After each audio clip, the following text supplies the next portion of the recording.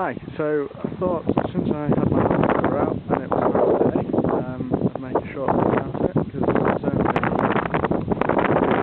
only for the Series 2A lightweights I've made, and not that many left of them now. I could be wrong, and this is from my memory, but I believe there's probably only about 400, 500 in circulation still. The rest have been destroyed, wasted away through rust because it's Land Rover, so it's always going to rust to pieces.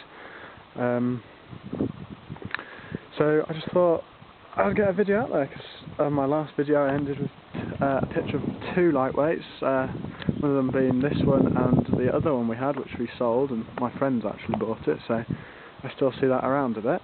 The reason obviously for selling was this one's a bit more original.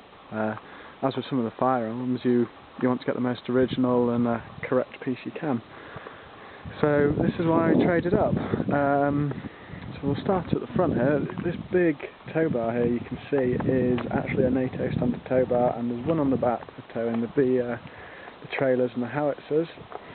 And the number 2 you can see on the front grille, those yellow discs denote the weight of the vehicle. So when it was going over a bridge, the engineers knew how much it could weigh very quickly and could either let it pass or tell them to stop and go a different way around. This my Series 2A here is number 406 or 7. I have to clarify that one. And it was built in 1968. This one is about almost precisely 370 older than my previous one. And because I said they only made a small run of 1200 before they went on to the Series 3 lightweight. Differences with the Series 3 are these headlights here. The headlights are actually on the front radiator grille, whereas on the Series 3 lightweights they're actually next to the indicators here on the wing. The reason why it is called lightweight is, as you can see, the body panels have been cut off, and the ability to strip it right down to a very basic vehicle, just pretty much a back tub and some seats. So you could stick it in an aircraft and transport them very quickly over the world, or even kick them out of the back of an aircraft with a parachute.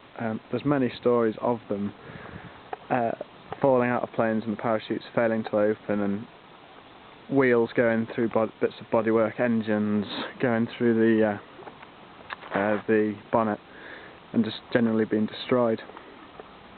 The reason, like I said, we changed was this one's more original, and a lot of the detail is inside. As you can see, we've got the correct blowers in, we've still got the correct Smith's heater, and a lot of just difficult really to show you. The knobs and the buttons on the actual dashboard are correct. It's even got the correct ignition switch. So a lot of these got taken out of the army when they were released and just made into toys or farm vehicles.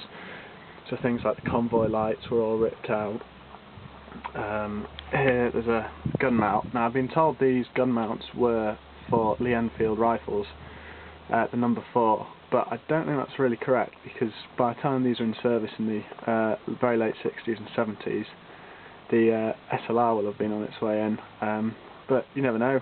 It does fit a number 4. I don't have an SLR to try it, but you never know. I'm sure it does. The vehicle runs off a 2.25 litre petrol engine with probably a top speed of about 50 miles an hour if you're really pushing it. Starts rattling and vibrating, but they're not designed for speed. What they are designed for is the ability to go anywhere. My last one I took off-road, and it was pretty exceptional. It did well. It followed my friend's Defender, his Defender's kitted up for off-roading, that's what he uses it for, and we went most of the places he did, and didn't really have any problems. We've actually got the wrong tyres on this. It's got the Camel Trophy tyres on. It's meant to have the original Army is a Michelin tyre, which I think that is probably wrong, but anyway, the original tyres are like rocking horse shit. You just can't get them. I think they're £180 each now.